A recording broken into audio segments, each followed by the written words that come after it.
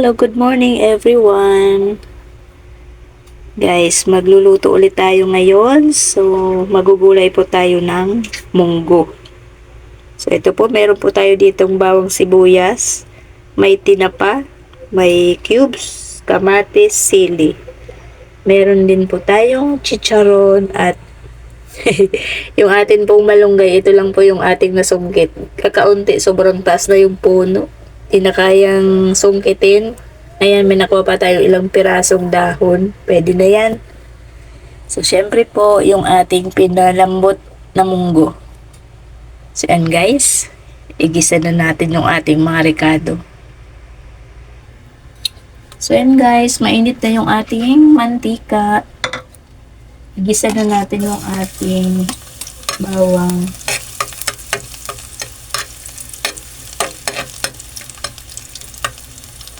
Sama na natin yung sibuyas. Sabay din yung naluluto. Ayan. Pa-golden brown muna natin. Para lalong mabango. So, ayan. Okay na yung ating bawang sibuyas. Lagyan na natin yung ating kamatis.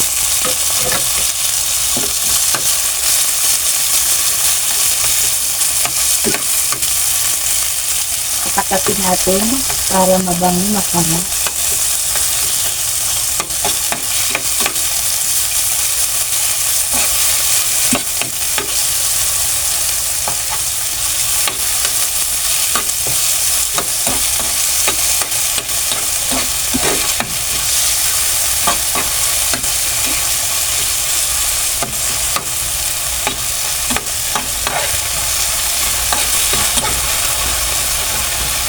Ayan. Ilagay natin yung ating tinapa guys. Hindi ko na siya hinimay kasi ano po siya, yung matinis. Ayan, hayaan natin buo para yung lasa lang ang mapunta doon sa ano. Himayin na lang po ng papain. Ayan. Lagyan na natin itong chicharon. Lagyan natin ng kaunting tubig. Mabango po itong aming tinapa dahil ito po ay galing Quezon. Hindi po siya yung tinapang na andito sa Maynila na basta lang parang kinulayan. Hindi naman sa hindi masarap. Hindi, iba po talaga yung tinapang galing probinsya. Malasa. So, ayan na.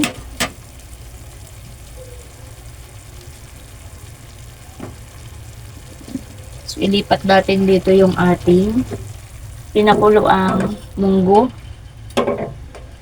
Ayan. So, dito na po natin siya ilalagay. Ayan.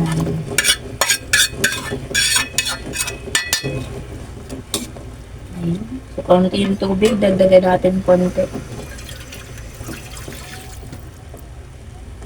Ayan, nagkataon lang pong Biyernes din ngayon tayo ay napaluto ng munggo. Ayan. So, ilagay na natin itong ating cubes. Tsaka po yung ating sili. So, mamaya ba na po natin timplahin pag okay na dahil yung tinapa po ay may alat at yung chicharon.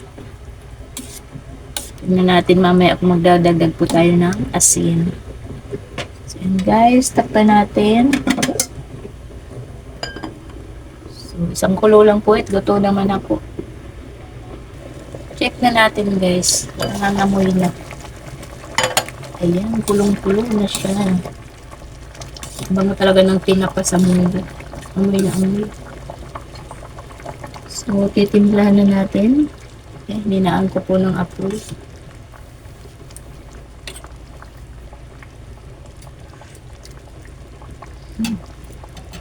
Tama nga. Dagdagan natin ng asin. Sarap ng tinapa. Ang lasa talaga ng tinapa. So, dagdagan natin ng asin guys. Ayan, okay na. Luto na ito.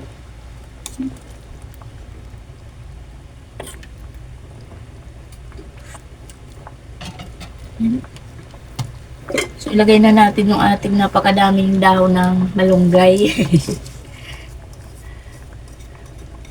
Pag dahon naman ng ampalaya, ayaw naman ng anak ko.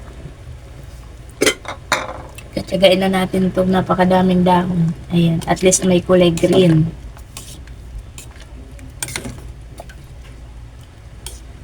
Ayan, okay na. So, luto na siya. Kainan na. So, ayan. So, hanggang dito na lang po ulit. Maraming salamat sa inyong lahat dyan. Bye-bye. God bless po.